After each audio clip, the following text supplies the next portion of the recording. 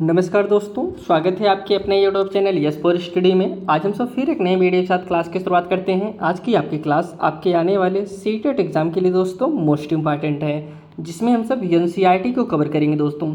अगर हम सब एनसीईआरटी की बात करें तो आपके सीटेट के लिए दोस्तों मोस्ट इंपॉर्टेंट कोई सब्जेक्ट है तो वो होता है आपका एनसीईआरटी, जिसमें हम सब क्लास 6 के एनसीईआरटी को साइंस को हम सब कवर करेंगे, जो कि आपका पेपर 2 के लिए महत्वपूर्ण है। सबसे पहले आपको हम यह बता देते हैं एनसीईआरटी इतना महत्वपूर्ण क्यों है। क्योंकि दोस्तों जो आपका सीटेट एग्ज़ाम होता है वह सेंट्रल लेवल का एलिजिबिलिटी टेस्ट है।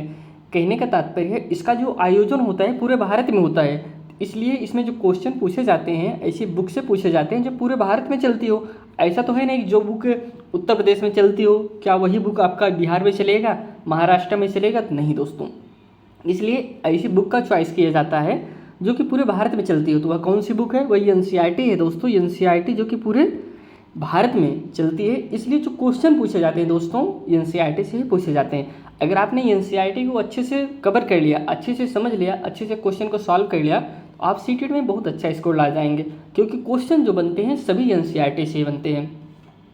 हम सब ये क्लास को कैसे कवर करेंगे पहले आपको हम ये बता देते हैं। सबसे पहले हम सब जो एनसीईआरटी का चैप्टर है हम सब एक एक चैप्टर को लेंगे, उस चैप्टर के बारे में जो इम्पॉर्टेंट पॉइंट है उसको बताएंगे। फिर लास्ट में उस चैप्टर से जो क्वेश्चन बने हुए हैं, आपके सीटेट एग्जाम में क्वेश्चन बने हुए हैं, पूछे गए हैं, जो पूछे जा सकते हैं, कुछ क्वेश्चन को भी कवर करेंगे। दोस्तों अगर आप इस चैनल पर नहीं तो चैनल को जरूर सब्सक्राइब कर लीजिए और अपने दोस्तों के साथ भी जरूर शेयर करिए। आपके सीटेट एग्जाम के लिए दोस्तों मोस्ट इंपॉर्टेंट है, जहाँ पे आपको सभी थ्योरी क्लासें, सभी सब्जेक्ट की थ्योरी क्लासें साथ में साथ 2011 से लेकर जब से सीटेट की शुरुआत हुई है तब से लेकर जुलाई 2024 तक जितने भी आपके सीटेट के क्वेश्चन पेपर हैं सभी प्रीवियस ईयर क्वेश्चन पेपर भी डेली सॉल्व कराए जाएंगे इसी चैनल पे। आइए चलिए हम सब आगे बढ़ते हैं। सबसे पहले हम सब आपको विषय सूची बता देते हैं कौन कौन से आपके टॉपिक हैं क्लास 6 की एनसीईआरटी में साइंस। इसमें जो पहला टॉपिक है भोजन, यह कहाँ से आता है दोस्तों। सबसे पहले हम सब भोजन के बारे में समझेंगे, फिर उसके बाद भोजन के घटक, तंत्र से वस्तु तक, वस्तुओं के समूह बनाना, इसके बाद जो है पदार्थों का पृथक्करण, हमारे चारों ओर, एक मिनट, हाँ, हमारे चारों ओर के परिवर्तन, पौधों को जानिए, शरीर में गति, फिर है सजीव विशेषताएं एवं आवास। इसके बाद है गति एवं दूरियों का मापन। इसके बाद है प्रकाश से छायाएं एवं परिवर्तन। नेक्स्ट है विद्युत तथा परिपथ। नेक्स्ट है चुंबक द्वारा मनोरंजन, जल, हमारे चारों ओर, वायु, फिर है लास्ट है कचरा संग्रहण एवं निपटाना। अब देखिए जितने चैप्टर हैं इसमें टोटल 16 चैप्टर हैं। हम सब 16 चैप्टर को कवर करेंगे। इस कैसे कवर करेंगे, सबसे पहले हम सब एक एक चैप्टर को लेंगे, उसको पढ़ाएंगे, फिर लास्ट में क्वेश्चन को कवर करेंगे। तो हम सब चलिए बढ़ते हैं अपने पहले चैप्टर की तरफ। इसमें जो पहला चैप्टर है भोजन, यह कहाँ से आता है। जैसे कि दोस्तों भोजन की आवश्यकता सभी को होती है, आपको डेली भोजन की आवश्यकता पड़ती है। आप कुछ न कुछ खाते हैं, जानवर हों चाहे मानव हों, जितने भी लोग हैं सभी को भोजन की आवश्यकता होती है। पेड़ पौधे हों, सबको भोजन चाहिए, बिना भोजन को कोई नहीं रह सकता। अब जो एनसीईआरटी में लिखा गया है हम वही आपको बता रहे हैं। इसमें कहानी के माध्यम से बताया जाता है, तो हम आपको जो जो इम्पॉर्टेंट पॉइंट है सबको बताएंगे, कौन कौन से आपके लिए इम्पॉर्टेंट पॉइंट है। शुरू में आपको हम थोड़ा सा बताते हैं, जैसे कह रहे हैं कि आज आपने घरों में क्या खाया।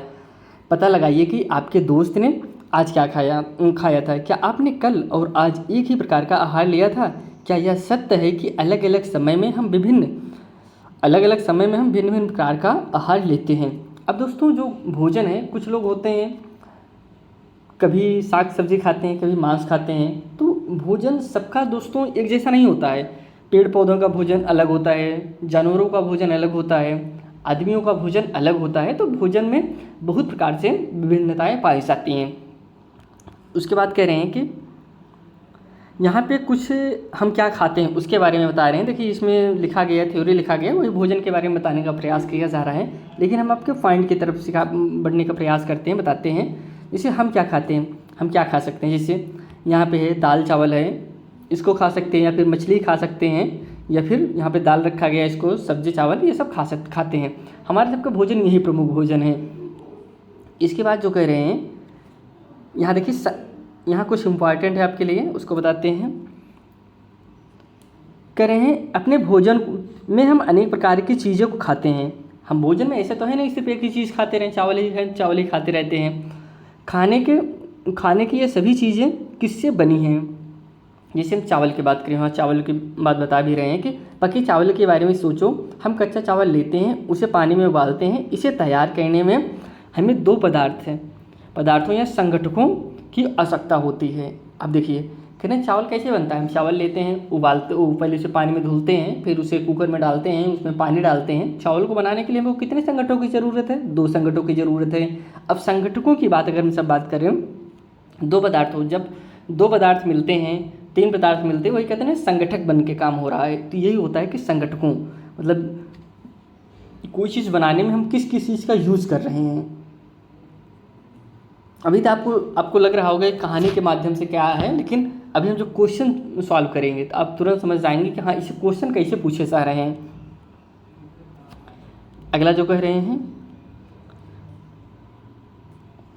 कह रहे दूसरी ओर कुछ भोजन तैयार करने में हमें कई संगठकों की आवश्यकता होती है। यदि हम सब्जी बनाना चाहते हैं तो हमें अलग अलग कई प्रकार की कच्ची सब्जियों, नमक, मसाला, तेल आदि की आवश्यकता होती है। ये तो हो गया दोस्तों चावल की बात। चावल बनाने में हमको 2 प्रकार के भोजन की आवश्यकता होती है, लेकिन अगर हम सब्जी बनाते हैं तो उसे कई प्रकार के संगठकों की आवश्यकता होती है, जिसमें हम सब सब्जी हो गया, तेल, मसाला, मतलब बहुत चीज़ें की हमको आवश्यकता होती है, तब हम सब्जी बनाते हैं। इसमें क्रियाकलाप है, क्रियाकलाप को आप ट्राई करिएगा। इसके बाद हम यहाँ पे आपको बताते हैं खाद्य व्यंजन और उनकी कच्ची सामग्री। कुछ खाद्य व्यंजन दिया गया है और उसकी कच्ची सामग्री दिया गया है। जैसे रोटी बनाने के लिए आपको क्या चाहिए? रोटी बनाने के लिए हमको आटा चाहिए और उसके जल चाहिए। आटा जो है, आटा में जल को मिला के सानेंगे, फिर तब हम रोटी बनाते हैं।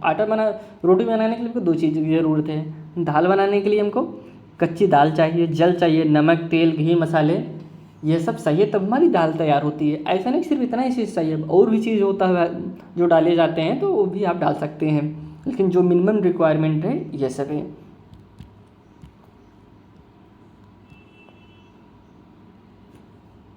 आगे देखते हैं, कह रहे हैं हमने क्या देखा है। कक्षा में चर्चा कीजिए कि क्या हम विभिन्न व्यंजनों में कुछ संगठक समान रूप से प्रस्तुत करते हैं। अच्छा, ये संगठक कहाँ से आते हैं? कह रहे हैं कि जिसे हमने जो बनाने के लिए यूज किया, जैसे जल यूज किया, मसाला यूज किया, सब्जी यूज किया, यह आते कहाँ से हैं, इसकी बात कर रहे हैं। अब हम यहाँ पे समझते हैं खाद्य सामग्री के उनके स्रोत। जो हम खाद्य सामग्री यूज करते हैं उनके स्रोत क्या हैं, मिलते कहाँ से हमको। जैसे कि आपके टॉपिक है, पहला अध्याय यही है, भोजन यह कहाँ से आता है। तो हम यहाँ समझते हैं,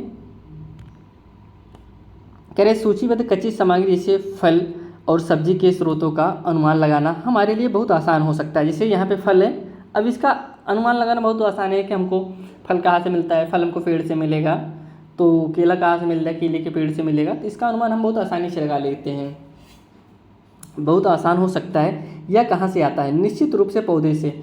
गेहूँ और चावल का क्या स्रोत है?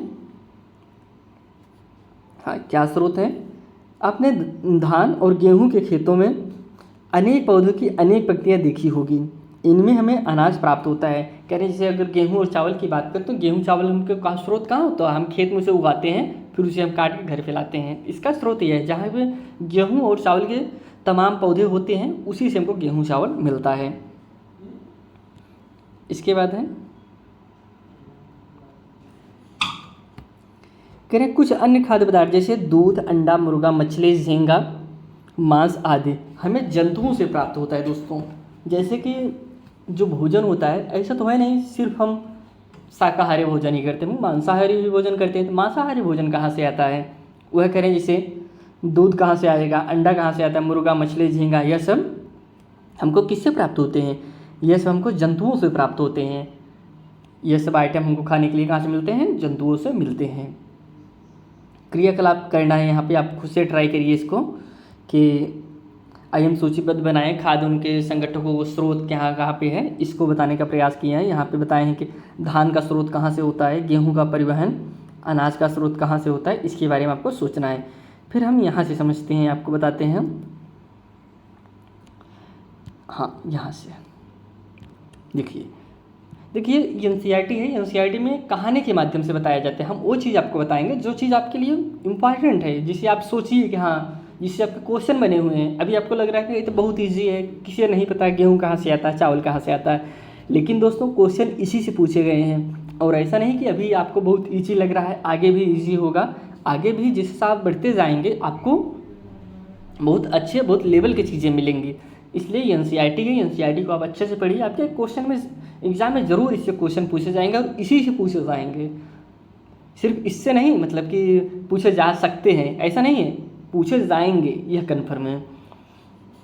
इसके बाद है खाद्य व्यंजन की बात करें, संगठन जिससे वे बने हैं तथा उनके स्रोत क्या हैं। जैसे यहाँ पे इडली की बात करें, इडली दोस्तों कैसे बनती है, यह चावल से बनती है। स्रोत हमको कहाँ से मिलता है, पौधे से मिलता है। चावल हमको कहाँ से मिलता है, पौधे से मिलता है। उड़द की दाल कहाँ से मिलता है, पौधों से। नमक हमको कहाँ, इडली बनाने के हमको क्या क्या चाहिए उसके बात कर रहे हैं। तो हमको इडली बनाने के लिए क्या चाहिए, चावल चाहिए, दाल चाहिए, नमक चाहिए, जल चाहिए। इतना चीज़ हम मिला के इडली को बना सकते हैं। चिकन करी अगर हमसे बनाना है तो चिकन करी हमको क्या चाहिए, चिकन चाहिए। चिकन कहाँ से, चिकन जंतु से हमको मिलता है। फिर मसाला चाहिए, तेल चाहिए, तेल घी कहाँ से, पौधे जंतु से मिलता है। फिर जल चाहिए। फिर अगर हमको खीर बनाना है तो खीर बनाने के लिए क्या चाहिए, दूध, चावल, चीनी। हमको दूध कहाँ से मिलेगा, जंतु से मिलता है, चावल पौधे से, और चीनी दोस्तों, चीनी जो गन्ना से मिलता है, पौधे से। आगे यहाँ पे आपको सोचना है और बताना है। कह रहे हैं घी, पनीर और दही का उपयोग संसार के प्रत्येक क्षेत्र में किया जाता है। क्या आप कुछ अन्य जंतुओं के नाम बता सकते हैं जो हमें दूध देते हैं। जैसे दूध, हमको जो घी चाहिए, पनीर चाहिए, बनाने के लिए हम क्या उपयोग करते हैं, दही चाहिए। इसको बनाने के लिए हम दूध का इस्तेमाल करते हैं।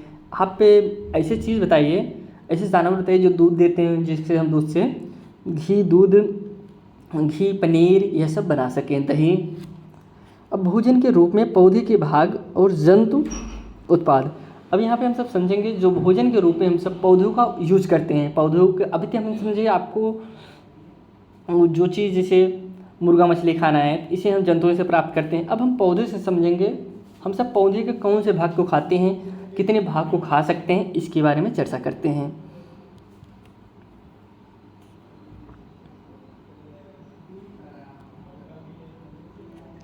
यहाँ पे कह रहे हैं कि भोजन के रूप में पौधे के भाग और जंतु उत्पाद। पौधे हमारे भोजन का एक मुख्य स्रोत हैं। हम पौधे के कौन से भाग का उपयोग खाद्य पदार्थ के रूप में करते हैं। हम पत्तियों वाले अनेक सब्जी खाते हैं। कुछ पौधे के फलों को भोजन के रूप में खाते हैं। कभी हम जड़, कभी तना, कभी पुष्प भी भोजन के रूप में खाते हैं। करेंगे जैसे पौधे का हम सब, कोई ऐसा पौधा होता है जिसके हम पत्ती खाते हैं, कोई ऐसा पौधा होता है जिसके हम जड़ खाते हैं, कोई ऐसा पौधा होता है जिसके हम फूल खाते हैं, कोई ऐसा पौधा होता है जिसके हम फल खाते हैं, कोई ऐसा पौधा होता है जिसके हम दोनों खाते हैं, फूल भी खाते हैं, फल भी खाते हैं, पत्ती भी खाते हैं। इस प्रकार से पौधे पाए जाते हैं। आगे कह रहे हैं, आपने कभी सीताफल के फूलों की चावल की पिट्टी में डुबोकर व तलकर पकौड़े बनाकर खाए हैं। इसका प्रयत्न कीजिए। किसकी बात कर रहे हैं दोस्तों, सीताफल की बात कर रहे हैं। आगे बढ़ते हैं। यहाँ पे करें कुछ पौधे के 2 या 2 से अधिक भाग खाने योग्य होते हैं। जैसे कि आपको हमने भी बताया, उदाहरण के लिए सरसों। जैसे सरसों जो होता है दोस्तों, इसके हम 2 से ज़्यादा भाग खाते हैं। जैसे सरसों का जो बीज होता है उसको हम तेल के रूप में यूज करते हैं, जो पत्ती होती है उसके साग के रूप में यूज करते हैं। इस प्रकार से हम सब सरसों का यूज करते हैं। आप केले के पौधे के विभिन्न भागों के बारे में सोच सकते हैं जिन्हें हम खाते हैं। जैसे केला की बात करें, आप केले के बारे में बताइए, केले के कौन कौन से भाग को हम सब खाते हैं। तो कुछ लोग कहें केला का हम सब सिर्फ फल ही तो खाते हैं, लेकिन दोस्तों केले के हम सब फूल का भी सेवन करते हैं। यहाँ पे एक पौधा छापा गया है जिसमें बताया गया यह पुष्प होता है, यह फल लगी है, सरसों का पौधा है लगभग, फिर यह तना है, यह पत्ती है, यह कलिका है। इसी तरह लगाएं यहाँ पर, फिर इसके पेड़ के अंदर की तरफ दिखाएं हैं कि जड़ कौन सी है। भोजन के रूप में लेते, एक मिनट, हाँ,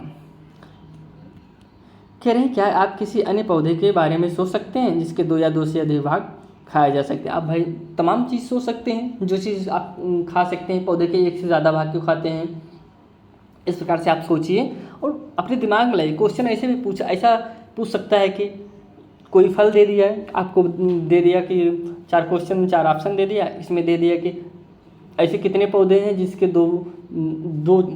ऐसे कितने पौधे हैं जिसके 2 भाग से ज़्यादा हम सब खा सकते हैं। अब आपको सोचना पड़ेगा कौन कौन से ऐसे पौधे हैं जिसके हम 2 से ज़्यादा भाग को खाते हैं।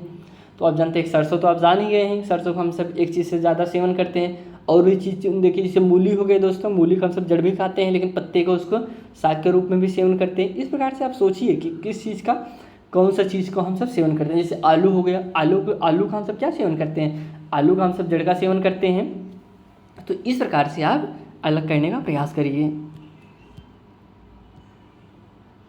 यहाँ पे कुछ चीज़ दिया गया, जैसे बैगन का भरता, पदार्थ के स्रोत की तरह पौधा दोस्तों। जैसे बैगन का भरता की अगर हम सब बात करें, इसका जो स्रोत है बैगन, मिर्च मसाले के रूप में कोई अन्य, तेल, मूंगफली, सरसों, सोयाबीन या किसी अन्य पौधे से फल और बीज, यह दोस्तों हम संगठक देता है।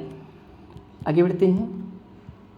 यहाँ पे चने की देखिए, आपके सामने एक फिगर आया होगा, चने दिखा रहा हो, जिसमें कह रहे हैं कि यहाँ पे क्रियाकलाप करने के लिए बोले हैं। क्रियाकलाप के बारे में हम आपको चना और जो मूंग है दोनों के बारे में कहानी के माध्यम से बता देते हैं, आप तुरंत समझ जाएंगे। यहाँ पे देखिए मूंग यहाँ पे रखा गया है, यह मूंग वैसे है, यहाँ पे देखिए जड़ निकला हुआ है। कह रहे हैं कि आप मूंग लीजिए, चना लीजिए, मूंग या चना दोनों आप समझ लीजिए, उसे पानी में भिगो दीजिए, रात भर भुगा रहे, फिर सुबह निकालिए, उसे कपड़े में लपेट के धर दीजिए। अगले दिन देखेंगे उसमें चना या फिर मूंग अंकुरित हुआ रहेगा, आप उसे खा सकते हैं।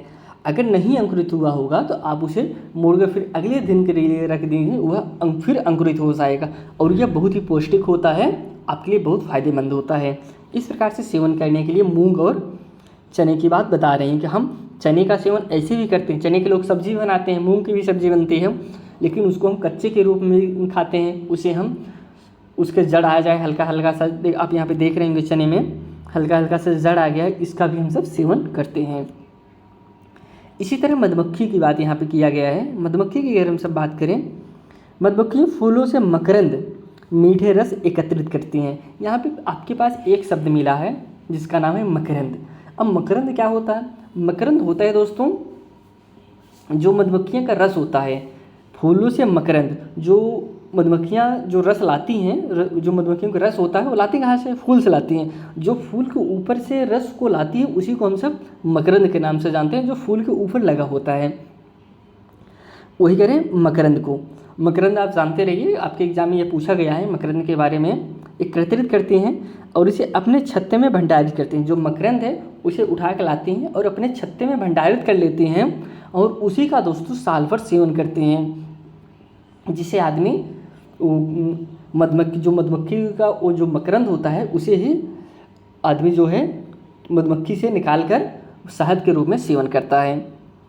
यही मकरंद होता है। क्योंकि मकरंद हर समय मिलता नहीं है। अब जो फूल है वो हर समय मिलता नहीं है। जैसे सरसों की सीज़न है, सरसों की सीज़न तो हर समय रहती नहीं है, तो फिर मकरंद मिलेगा कहाँ से? तो और भी बहुत सारे फूल हैं, लेकिन ज़्यादा से ज़्यादा फूल इसी से लिया जाता है। तो फिर यह जब हमको कुछ समय के लिए मिलता है तो फिर मधुमक्खियाँ एकत्रित करके साल भर का भोजन अपना एकत्रित कर लेती हैं, उसी का वह सेवन करती हैं। यह तो हो गया मधुमक्खियों की बात।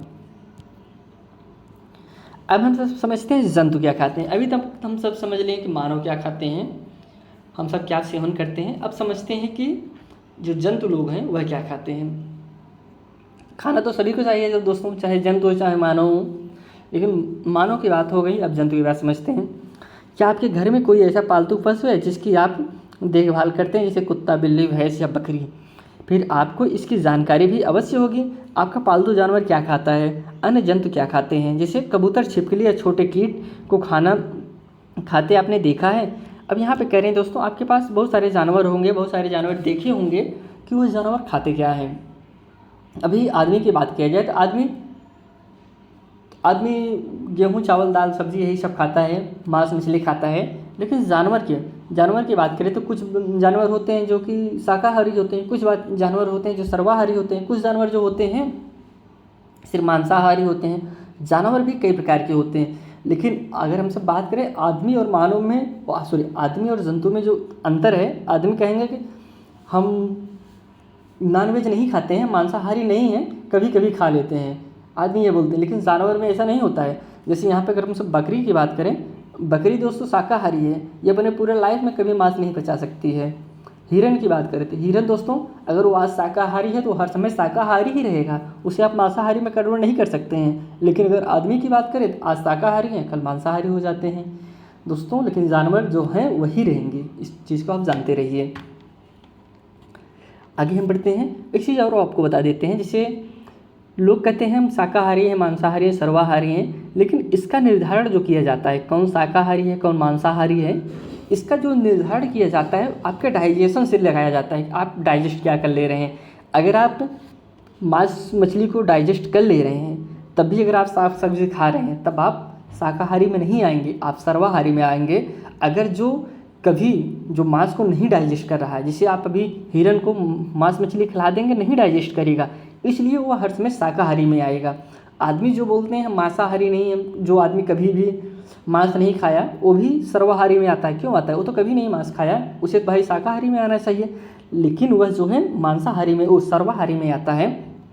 सर्वाहारी में इसलिए आता है क्योंकि जो शाकाहारी और सर्वाहारी का ग्राफ बनता है, हम अलगाते हैं तो वह डाइजेशन सिस्टम से लगाते हैं। आदमी के अंदर मांस पचाने की क्षमता है, इसलिए मानव को हम सर्वाहारी में रखे हैं। लेकिन बकरी के अंदर मांस पचाने की क्षमता नहीं है, उसे हम शाकाहारी में रखे हैं। ये चीज़ आप जानते रहिए, इसका निर्धारण कैसे होता है। यहाँ पे गिलहरी है दोस्तों, गिलहरी अखरोट खाते हुए दिखाया गया है।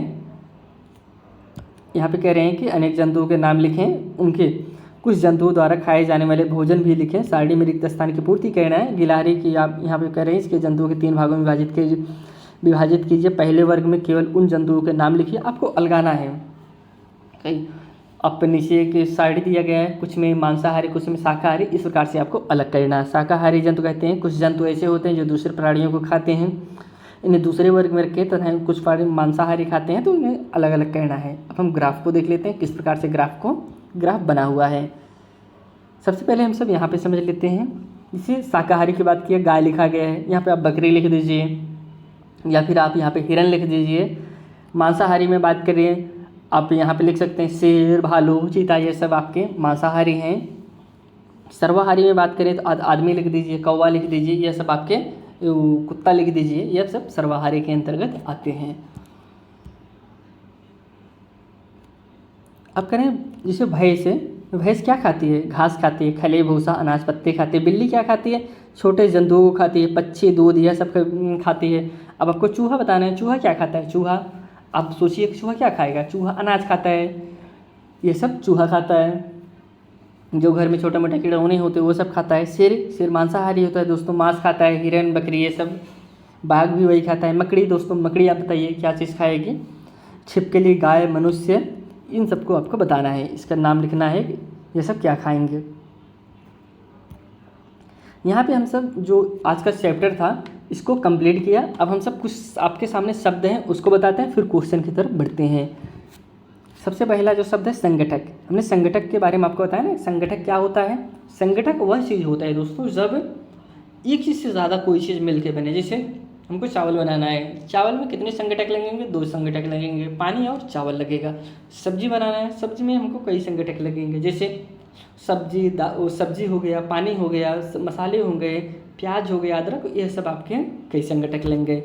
खाद्य हो गया, खाद्य मतलब वही जो हम सब खाते हैं उसी को खाद्य बोला जाता है। मकरंद की बात करें तो मकरंद क्या होता है। मकरंद होता है जो पुष्पों में मधुमक्खियाँ जिस रस को लाती हैं वही मकरंद होता है। अंकुरित बीज, हमने चने में आपको रूस में बताया था ना कि चने और जो आपका मूंग था उसमें जो अंकुरित बीज होते हैं उसका भी हम सब सेवन करते हैं। शाकाहारी दोस्तों, जो जानवर सिर्फ साग सब्जी खाते हैं उसे शाकाहारी कहते हैं। जो मांसाहारी खाते हैं उसे जो मांस खाते हैं उसे मांसाहारी खाते हैं। जो सर्वाहारी हैं सब कुछ खाते हैं जैसे मानव, ये सब सर्वाहारी में आते हैं। कुछ इंपॉर्टेंट पॉइंट है इसको बताते हैं, फिर क्वेश्चन पे बढ़ते हैं। भारत के विभिन्न प्रदेशों में खाए जाने वाले भोजन में बहुत अधिक विविधता है दोस्तों, यह सही बात है। आपको एक जैसा भोजन कहीं नहीं मिलेगा। आप यहीं पे हैं, आपके यहाँ हो सकता है नॉनवेज ना खाया जाए, लेकिन आप पूर्वोत्तर में चले जाएं, वहाँ पे आपको हर जानवर खाने को मिल जाएगा, जो भी आप खाना चाहें। तो इस प्रकार से खाने में बहुत विविधता पाई जाएगी। दक्षिण भारत में चले जाएंगे, आपको कुछ चीज़ मिलेगा, कुछ भी मिले चावल की मात्राओं से बनी रहेगा। अभी आपके यहाँ गेहूँ से आप काफ़ी चीज़ें बना लेते हैं, लेकिन दक्षिण भारत में जाएंगे हर चीज़ आपको चावल से मिल जाता है। और हर चीज़ के साथ चटनी मिलेगी। चटनी किस चीज़ की रहेगी? नारियल की रहती है। ये दक्षिण भारत में देखने को मिलता है। ऐसे हर जगह अलग अलग है। आप पंजाब साइड चले जाइए तो वहाँ पे आपको साग मिल जाता है, ये सब मिलता है। हमारे भोजन का मुख्य स्रोत पौधे तथा जंतु हैं। हम जो खाते हैं दोस्तों, हमारा जो खाने का स्रोत क्या है? खाने का स्रोत जो सबसे बड़ा स्रोत है पौधे हैं और जंतु हैं। जो जंतु केवल पादप खाते हैं उन्हें शाकाहारी कहते हैं। जो जंतु केवल मांस खाते हैं, जो जंतु केवल जंतुओं को खाते हैं उसे मांसाहारी कहते हैं। जो जंतु पादप तथा दूसरे प्राणी दोनों को ही खाते हैं उन्हें सर्वाहारी कहते हैं। अब हम सब क्वेश्चन पे बढ़ते हैं। अब इसमें जो क्वेश्चन बना हुआ है, करें निम्नलिखित में से कौन सर्वाहारी की श्रेणी में आता है? अब सर्वाहारी की श्रेणी में कौन आएगा? शाकाहारी आएगा, मांसाहारी आएगा, या फिर ये भी दोनों के गुण हो जिसमें, या फिर इनमें से कोई? आपको हमने जैसा कि बताया सर्वाहारी में कौन आते हैं? सर्वाहारी में आपके ऑप्शन सी सही होगा, जिसमें ए बी दोनों। सर्वाहारी में जो मांस भी खाता हो और साग सब्जी भी खाता हो। अगले क्वेश्चन में बढ़ते हैं। अगला जो क्वेश्चन है, करें मधुमक्खियों फूलों से मकरंद एकत्र कर इसे भंडारित करती हैं, क्योंकि दोस्तों क्यों करती हैं? अभी आपको हमने बताया था ना कि क्यों करती हैं। पहला ऑप्शन है, करें फूल और उनका मकरंद वर्ष में केवल कुछ समय ही उपलब्ध होता है। सेकंड ऑप्शन है, मधुमक्खियों में अधिक शहद खाने की प्रवृत्ति होती है। थर्ड है, इनमें आलस की प्रवृत्ति होती है और ऐसा करने से उन्हें खाने का भंडार एकत्र होने के बाद काम नहीं करना पड़ता। या फिर उपरोक्त में से सभी।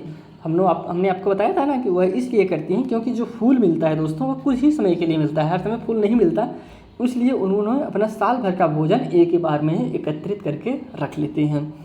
Option A is right answer. अगले क्वेश्चन बढ़ते हैं।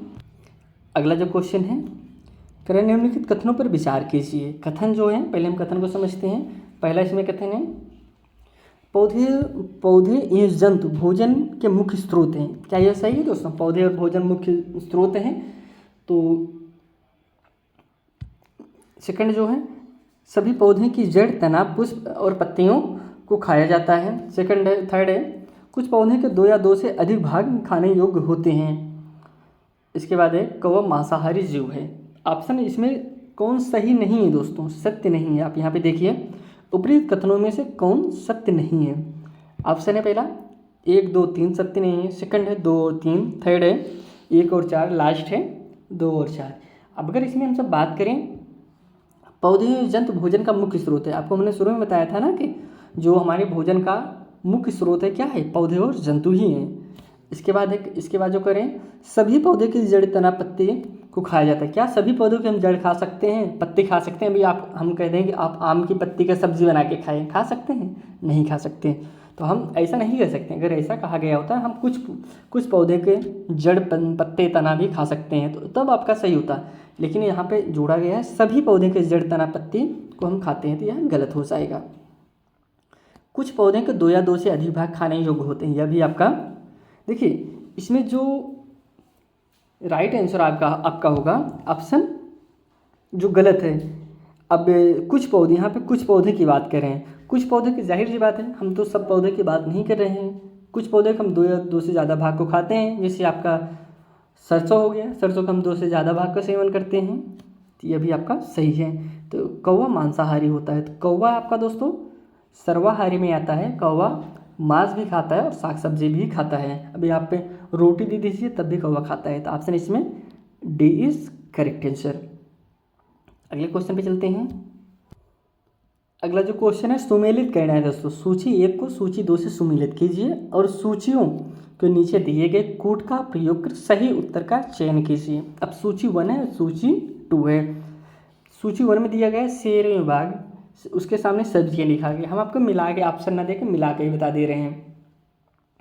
जैसे शेर बाघ क्या होता है दोस्तों? सब्जी खाता है दोस्तों। शेर बाघ सब्जी नहीं खाता, यह क्या खाता है? ये दूसरे जंतुओं को खाता है। ये इस थर्ड में चला जाएगा।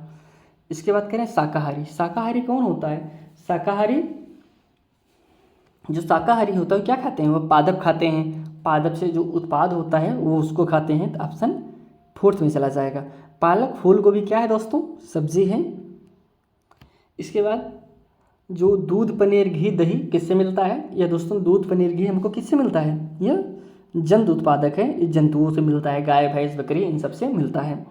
यहाँ पे हम सब दोस्तों जो आपका NCERT का फर्स्ट चैप्टर था क्लास 6 का, भोजन कहाँ से आते हैं, इसको हमने कवर किया।